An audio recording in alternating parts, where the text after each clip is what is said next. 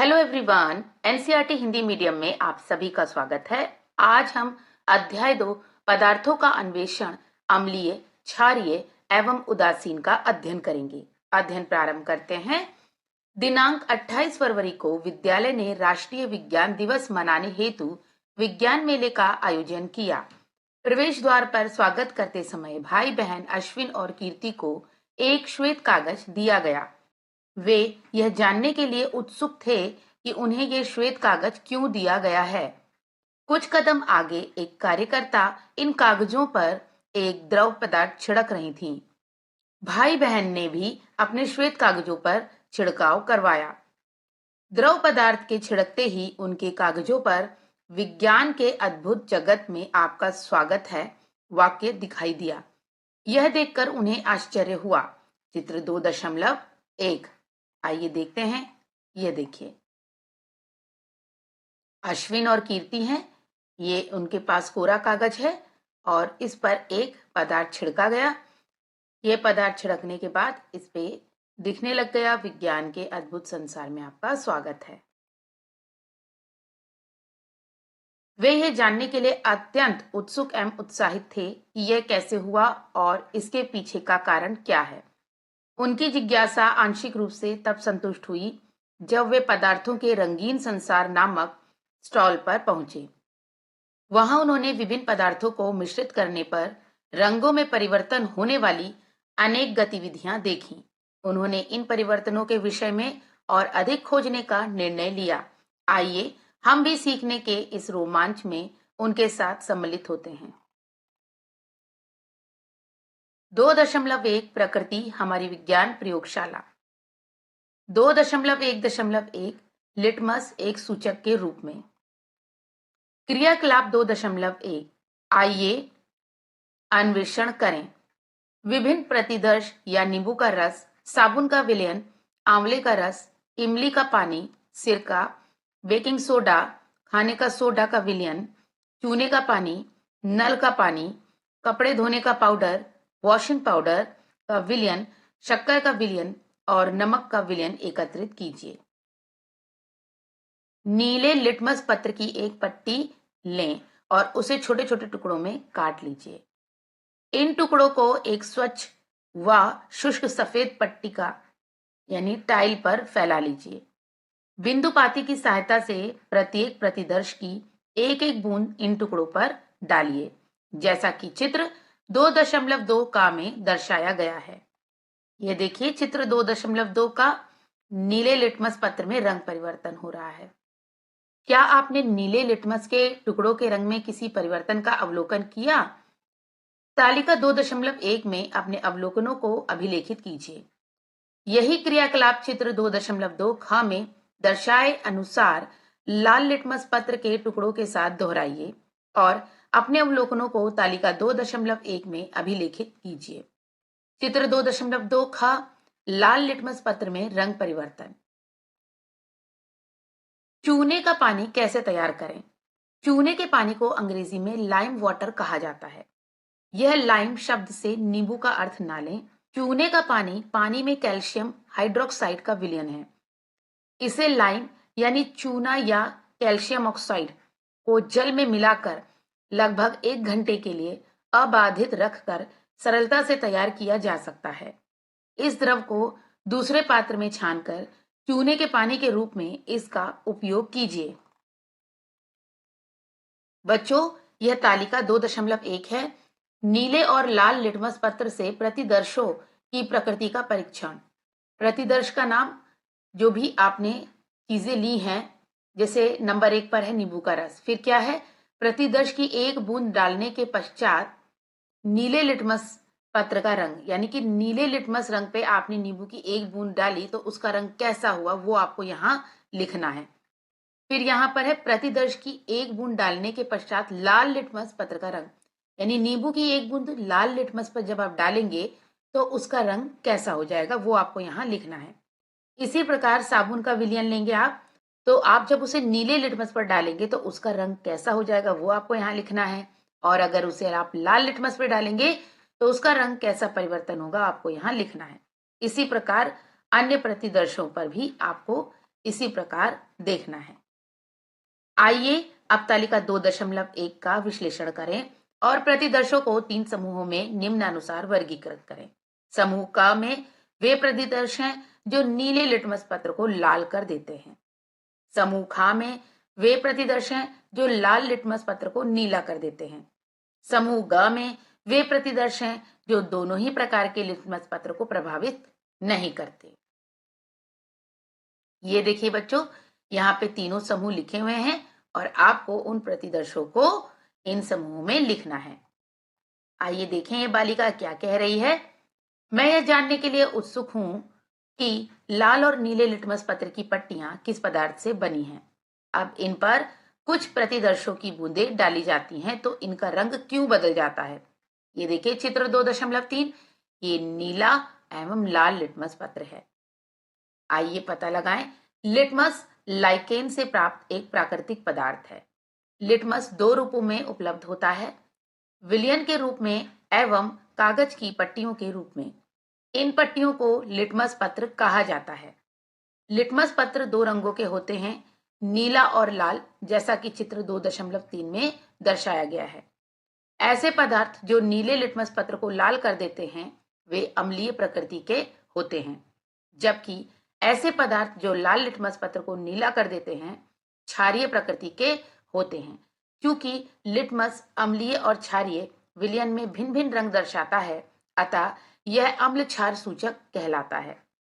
कुछ अन्य पदार्थ जो प्राकृतिक और मानव निर्मित हैं उनका उपयोग भी सूचक के रूप में किया जा सकता है। मानव निर्मित सूचकों का निर्माण प्रयोगशालाओं में किया जाता है। आप उच्च कक्षाओं में इनके विषय में और अधिक जानेंगे। समग्र दृष्टि। लाइकेन 2 जीवों की सहजीविता से बनते हैं, जिनमें एक कवक होता है और दूसरा शैवाल होता है। ये उन क्षेत्रों की चट्टानों और पेड़ों पर उगते हैं जहां प्रचुर मात्रा में वर्षा होती है और वायु स्वच्छ होती है। क्या आपको अपने आसपास के पेड़ों पर लाइकेन मिलते हैं? आइए अब तालिका 2.2 में समूह क, ख एवं ग में क्रमबद्ध पदार्थों को वर्गीकृत करते हैं। समूह क के पदार्थों जैसे नींबू का रस, आंवले का रस, इमली का पानी और सिरका ने नीले लिटमस पत्र को लाल कर दिया। इसका अर्थ है कि ये पदार्थ अम्लीय प्रकृति के होते हैं। समूह ख के पदार्थों जैसे साबुन का विलयन, बेकिंग सोडा का विलयन, चूने का पानी और कपड़े धोने के पाउडर का विलयन लाल लिटमस पत्र को नीला कर देता है। अतः ये पदार्थ क्षारीय प्रकृति के होते हैं। समूह ग के पदार्थों जैसे नल का पानी, शक्कर का विलयन, नमक का विलयन इत्यादि से दोनों प्रकार के लिटमस पत्रों का रंग नहीं बदलता है। क्या आप इनकी प्रकृति के विषय में पूर्वानुमान लगा सकते हैं? इन पदार्थों को उदासीन कहा जाता है क्योंकि ये ना तो अम्लीय होते हैं ना ही क्षारीय। क्रियाकलाप 2.2। आइए संबंध ढूंढें और अन्वेषण करें। क्या तालिका 2.2 के समूह का में सभी पदार्थ खाने योग्य हैं? क्या आपने कभी इन खाद्य पदार्थों का स्वाद चखा है? क्या आपको उनके स्वाद का स्मरण है? आप पाएंगे कि ये सभी पदार्थ स्वाद में खट्टे हैं। इस प्रकार हम कह सकते हैं कि खट्टे स्वाद वाले पदार्थों में अम्ल होता है और वे अम्लीय प्रकृति के होते हैं। सावधानी देखिए बच्चों, जब तक कहा न जाए तब तक कुछ भी न चखें। किसी भी अज्ञात पदार्थ का स्वाद ना चखें। कुछ सामान्य खाद्य पदार्थ और उनमें उपस्थित सामान्य अम्लों के नाम चित्र 2.4 में दिए गए हैं। ये देखिए बच्चों, इस टोकरी में कुछ खाद्य पदार्थ हैं। ये नींबू है, सिट्रिक अम्ल। ये देखिए आंवला है, सिट्रिक अम्ल एवं एस्कॉर्बिक अम्ल यानी विटामिन सी। यह आम है, टार्टरिक अम्ल। यह टमाटर है, सिट्रिक अम्ल एवं ऑक्सेलिक अम्ल। निम्नलिखित पदार्थों में उपस्थित सामान्य अम्लों के नाम पता कीजिए और लिखना है। देखिए बच्चों, नींबू में सिट्रिक अम्ल पाया जाता है और दही में लैक्टिक अम्ल, इमली में टार्टरिक अम्ल और सिरका में एसिटिक अम्ल पाया जाता है। आइए अब समूह ख से एक पदार्थ का विलयन लेते हैं, जैसे बेकिंग सोडा। बेकिंग सोडा के विलयन को अपनी उंगलियों के बीच रगड़ें। आपने क्या अनुभव किया? यह साबुन जैसा चिकना लगता है। क्षारीय पदार्थ सामान्यतः छूने पर चिकने होते हैं। इसके अतिरिक्त क्षार साधारणतः स्वाद में कड़वे होते हैं, परंतु यह आवश्यक नहीं है कि जिस पदार्थ का स्वाद कड़वा है उसमें क्षार की उपस्थिति हो ही।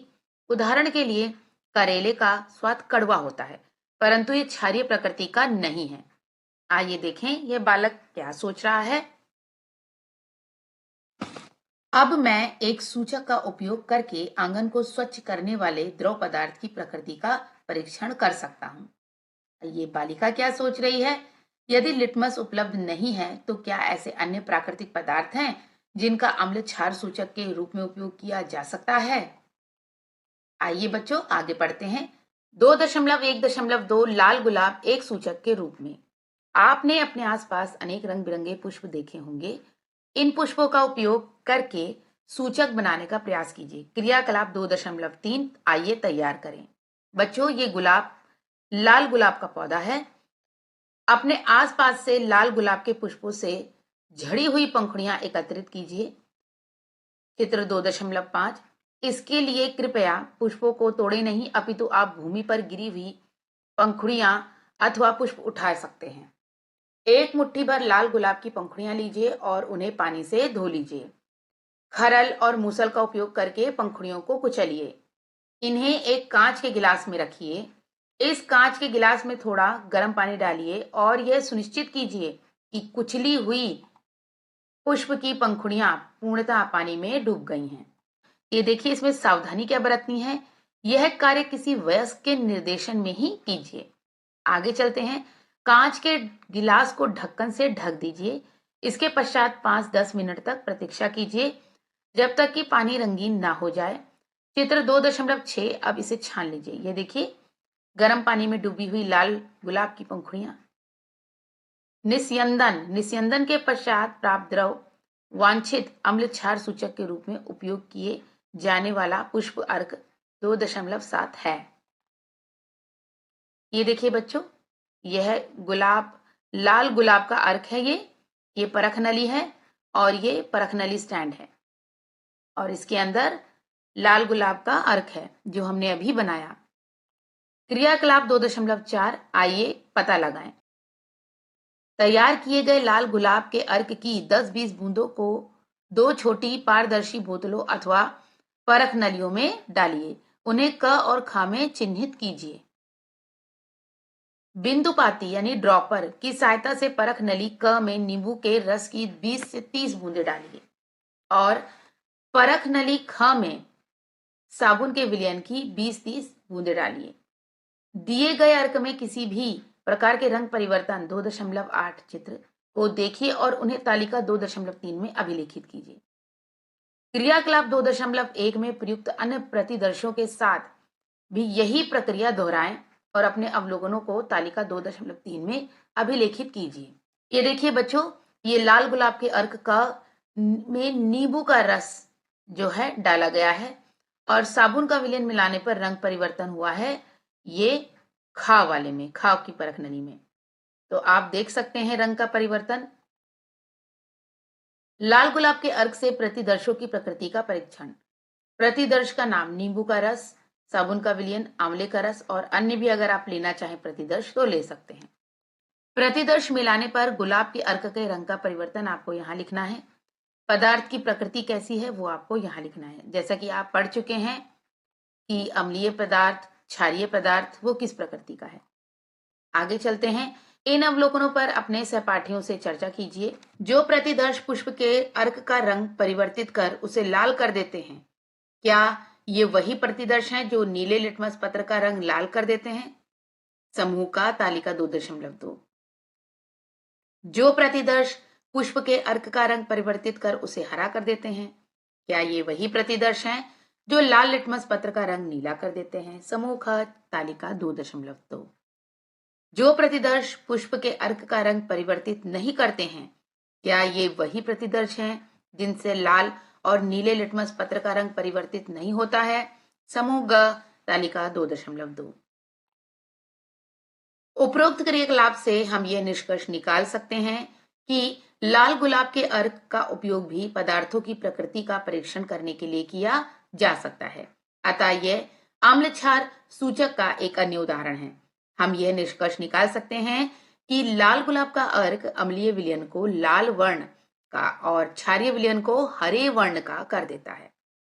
क्या अब आप तालिका 2.3 में पदार्थों की प्रकृति लिख सकते हैं?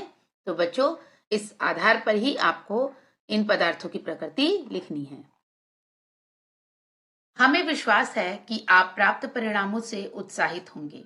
आप कुछ सब्जियों, फूलों एवं फलों जैसे चुकंदर, लाल एवं बैंगनी पत्ता गोभी, हल्दी, जामुन और लाल गुड़हल यानी हिबिस्कस के पुष्प का अर्क तैयार करने और उससे पदार्थों का परीक्षण करने की प्रक्रिया को दोहरा सकते हैं। वे भी अम्ल क्षार सूचक के रूप में कार्य कर सकते हैं। बच्चों, आइए देखें कुछ रोचक तथ्य। हाइड्रेजिया एक पौधा है जो हिमालयी क्षेत्र और पूर्वोत्तर राज्यों में ठंडी जलवायु में उगता है। इसमें मृदा की प्रकृति के आधार पर भिन्न भिन्न रंगों के पुष्प खिलते हैं। अम्लीय मृदा में नीले रंग के पुष्प खिलते हैं, जबकि क्षारीय मृदा में गुलाबी या लाल रंग के पुष्प खिलते हैं। क्या माली मृदा की अम्लीय अथवा क्षारीय प्रकृति को समायोजित कर हाइड्रेजिया के भिन्न भिन्न रंगों के पुष्पों को उगा सकते हैं?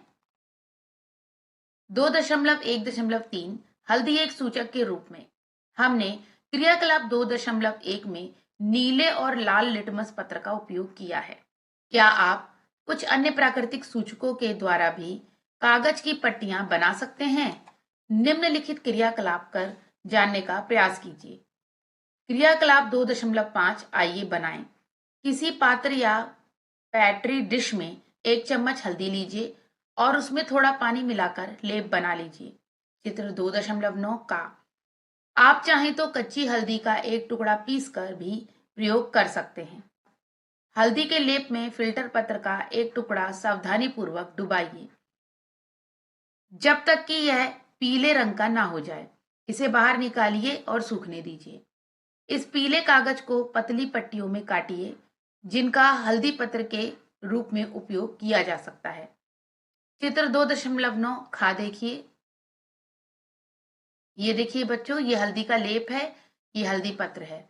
सावधानी आपको बरतनी है, यह कार्य किसी वयस्क के निर्देशन में कीजिए।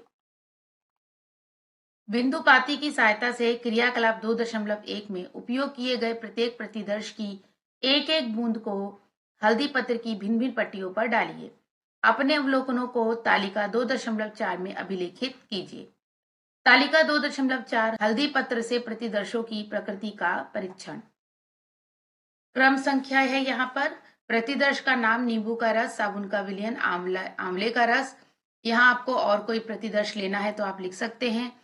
प्रतिदर्श की एक बूंद डालने पर हल्दी पत्र का रंग, यानी नींबू की एक बूंद अगर आप हल्दी पत्र पर डालेंगे तो उसके रंग में क्या परिवर्तन होगा वो आपको यहाँ लिखना है। इसी प्रकार अन्य का भी आपको लिखना है। चलिए बच्चों, आगे अध्ययन करते हैं। आपने क्या अवलोकन किया? क्या सभी प्रतिदर्शों से हल्दी पत्र का रंग परिवर्तित हो जाता है? उन प्रतिदर्शों को समूहीकृत कीजिए जो हल्दी पत्र का रंग परिवर्तित नहीं करते हैं। तालिका 2.2 में दिए गए समूह क, ख और ग के प्रतिदर्शों के साथ इनकी तुलना कीजिए। क्या अम्लीय पदार्थों की जांच के लिए हल्दी पत्र को सूचक के रूप में उपयोग किया जा सकता है? अपने अवलोकनों पर सहपाठियों से चर्चा कीजिए। अवलोकनों के आधार पर हम ये निष्कर्ष निकाल सकते हैं कि हल्दी पत्र का उपयोग क्षारीय प्रकृति के पदार्थों के परीक्षण के लिए किया जा सकता है। तथापि इससे अम्लीय पदार्थों और उदासीन पदार्थों के मध्य भेद नहीं किया जा सकता। रोचक तथ्य, हल्दी को स्वर्णिम मसाला क्यों कहा जाता है? हल्दी अदरक कुल की एक सदस्य है जिसे भारत और अन्य देशों में उगाया जाता है। दैनिक जीवन में एक सामान्य मसाले के रूप में भोजन को स्वाद व रंग प्रदान करने के अतिरिक्त इसके अन्य लाभों पर शोध किया जा रहा है। आयुर्वेदिक चिकित्सा पद्धति में हल्दी को अनेक स्वास्थ्य लाभ प्रदान करने वाला माना जाता है एवं इसका उपयोग सामान्यतः अनेक पारंपरिक घरेलू उपचारों में किया जाता है। बच्चों, ये देखिए हल्दी, आपके घर में भी हल्दी का उपयोग किया जाता है? आप अपनी माताजी से हल्दी से संबंधित और उपयोग के बारे में भी जानकारी लीजिए। अश्विन ने गुरु पूर्णिमा के दिन अपने शिक्षक के प्रति आभार प्रकट करने के लिए एक शुभकामना पत्र बनाया। उसने श्वेत कागज पर हल्दी का लेप लगाकर उसे सुखाया। तालिका 2.4 में परीक्षण किए गए विलयनों में से उसने एक विलयन का उपयोग करके अपनी शुभकामनाएं शिक्षक की मातृभाषा ओडिशा भाषा में उस शुष्क कागज पर लिखी। संदेश लिखने के लिए किस विलयन का उपयोग किया जाता है? शिक्षक ने इस अवधारणा पर आधारित रचनात्मक प्रयोग के लिए अश्विन की सराहना की। देखिए, ये बालक क्या कह रहा है? क्या ऐसे कुछ पदार्थ हैं जिनकी गंध अम्लीय अथवा क्षारीय पदार्थ मिलाने पर परिवर्तित हो जाती है?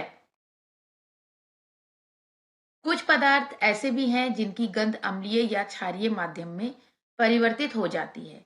इन्हें घ्राण सूचक कहा जाता है। आइए और अधिक जानें। क्रियाकलाप 2.6 आइए जांच करें। एक पात्र में कुछ बारीक कटे हुए प्याज लीजिए। साथ ही इसमें साफ सूती वस्त्र की अथवा निस्यंदन पत्र की कुछ पट्टियां भी डालिए। पात्र को कसकर बंद कीजिए और रात भर के लिए छोड़ दीजिए। पात्र से सूती वस्त्र या निस्यंदन पत्र की 2 पट्टियां निकालिए और उनकी गंध की जांच कीजिए। इन्हें स्वच्छ सतह पर रखिए और एक पट्टी पर इमली के पानी की कुछ बूंदें डालिए। दूसरी पट्टी पर बेकिंग सोडा के विलयन की कुछ बूंदें डालिए। बूंदों को पट्टियों पर फैलने दीजिए। गंध की पुनः जांच कीजिए। क्या आपने प्याज के टुकड़ों में तैयार की गई पट्टियों पर इमली का पानी और बेकिंग सोडा का विलयन डालने से पूर्व एवं पश्चात आने वाली गंध में किसी परिवर्तन का अनुभव किया? अपने अवलोकनों को अभिलेखित कीजिए। इसी प्रकार अन्य अम्लीय और क्षारीय पदार्थों के साथ गंध में परिवर्तन का परीक्षण कीजिए और अपने अवलोकनों को अभिलेखित कीजिए। वैज्ञानिक से परिचय। चलिए बच्चों, हम वैज्ञानिक आचार्य प्रफुल्ल चंद्र रे जी का परिचय देखें। आचार्य प्रफुल्ल चंद्र रे पी.सी. रे को आधुनिक भारतीय रसायन विज्ञान के जनक के रूप में जाना जाता है। उन्होंने यूनाइटेड किंगडम से रासायनिक विज्ञान में डॉक्टरेट की उपाधि प्राप्त की और भारत लौट आए। उन्होंने भारत में वैज्ञानिक अनुसंधान को अग्रसर करने में योगदान दिया। उन्होंने सामान्य संवत 1901 में भारत की पहली फार्मास्यूटिकल कंपनी, दवाओं के क्षेत्र में एक कंपनी होती है, की स्थापना भी की। वे भारतीय संस्कृति और ज्ञान परंपराओं में निहित व्यक्ति थे। भारत में रसायन विज्ञान के इतिहास पर अपने लेखन के माध्यम से उन्होंने आधुनिक जगत में प्राचीन भारतीय वैज्ञानिकों की उपलब्धियों और विशेषताओं पर भी प्रकाश डाला। समाज सुधारक रे ने शैक्षणिक संस्थाओं में शिक्षा के माध्यम के रूप में मातृभाषा के उपयोग का समर्थन भी किया था। 2.2 क्या होता है जब अम्लीय पदार्थों को क्षारीय पदार्थों के साथ मिश्रित किया जाता है? आइए निम्नलिखित प्रयोग द्वारा इसकी जांच करें। क्रियाकलाप 2.7 आइए प्रयोग करें। एक परख नली में नींबू के रस की एक बूंद लीजिए और उसमें पानी की लगभग 20 बूंदें डालिए। इसके रंग का अवलोकन कीजिए। इसमें नीले लिटमस विलयन की एक बूंद डालिए। क्या आपको कोई रंग परिवर्तन दिखाई देता है? चित्र 2.10 का ये देखिए बच्चों, यह चित्र। इस परख नली में सावधानी पूर्वक बिंदुपाती की सहायता से चूने के पानी को बूंद बूंद कर डालिए और इसे भली भांति हिलाइए। आप क्या अवलोकन करते हैं? क्या विलयन के रंग में कोई परिवर्तन होता है? एक अवस्था आती है जब विलयन का रंग लाल से नीला हो जाता है। चित्र 2.10 खा में देखिए, विलयन का रंग नीला हो गया है। अब उपरोक्त विलयन में पुनः नींबू के रस की एक बूंद डालिए। क्या आप अनुमान लगा सकते हैं कि रंग में परिवर्तन क्यों होता है? प्रारंभ में जब नींबू के रस के विलयन में नीले लिटमस विलयन की एक बूंद डाली जाती है तो विलयन का रंग लाल हो जाता है। जब इस परख नली में चूने का पानी मिलाया जाता है तो विलयन का रंग अंततः लाल से नीला हो जाता है। इससे ज्ञात होता है कि परख नली में उपस्थित विलयन अब अम्लीय नहीं रहा। चूने के पानी ने अम्ल के प्रभाव को उदासीन कर दिया। अब किसी अम्ल के विलयन को किसी क्षार के विलयन में पर्याप्त मात्रा में मिलाया जाता है तो हम देखते हैं कि परिणामी विलयन न तो अम्लीय है और ना ही क्षारीय। ऐसी अभिक्रियाओं को उदासीनीकरण अभिक्रियाएं कहते हैं। उदासीनीकरण अभिक्रिया में ऊष्मा के उत्सर्जन होने के साथ साथ लवण और जल का भी उत्पादन होता है। ये देखिए बच्चों, अम्ल के साथ क्षार है तो लवण, जल और ऊष्मा तीनों का उत्पादन हुआ। दैनिक जीवन में ऐसे अनेक उदाहरण हैं जहां आप उदासीनीकरण प्रक्रिया के उपयोग को देख सकते हैं। आइए पता करें। 2.3 दैनिक जीवन में उदासीनीकरण प्रक्रिया। स्थिति 1, कीर्ति उद्यान में एक तितली को देख रही थी। उसका हाथ पेड़ के तने पर टिका हुआ था। अचानक एक लाल चींटी ने उसे काट लिया। इससे उसकी त्वचा लाल हो गई और उसे बहुत दर्द हुआ। चित्र 2.11 यह देखिए। उसके भाई ने प्रभावित क्षेत्र पर नम बेकिंग सोडा लगाकर उसकी सहायता की, जिससे उसे दर्द में आराम मिला। आपको क्या लगता है कि इसका क्या कारण हो सकता है? जब चींटी काटती है तो वह त्वचा में अम्लीय द्रव यानी फार्मिक अम्ल स्रावित करती है। अम्ल के प्रभाव को नम बेकिंग सोडा से रगड़कर अप्रभावित किया जा सकता है क्योंकि बेकिंग सोडा क्षारीय होता है। आपके क्षेत्र में चींटियों के काटने पर उपचार के लिए कौन कौन से उपाय किए जाते हैं? आइए बच्चों स्थिति 2 देखें। स्थिति 2, कृषक पोर्टल यानी कृषि सहकारिता एवं कृषक कल्याण विभाग का एक ऑनलाइन प्लेटफॉर्म पर एक कृषक ने पूछा, मेरे पौधे कुछ दिनों से भली भांति वृद्धि नहीं कर रहे हैं। विस्तृत चर्चा के पश्चात ये पाया गया कि रासायनिक उर्वरकों के अत्यधिक प्रयोग से मृदा अम्लीय हो गई है। रासायनिक उर्वरक पौधों को उन्नत प्रकार से विकसित करने के लिए मृदा में मिलाए जाने वाले पदार्थ होते हैं।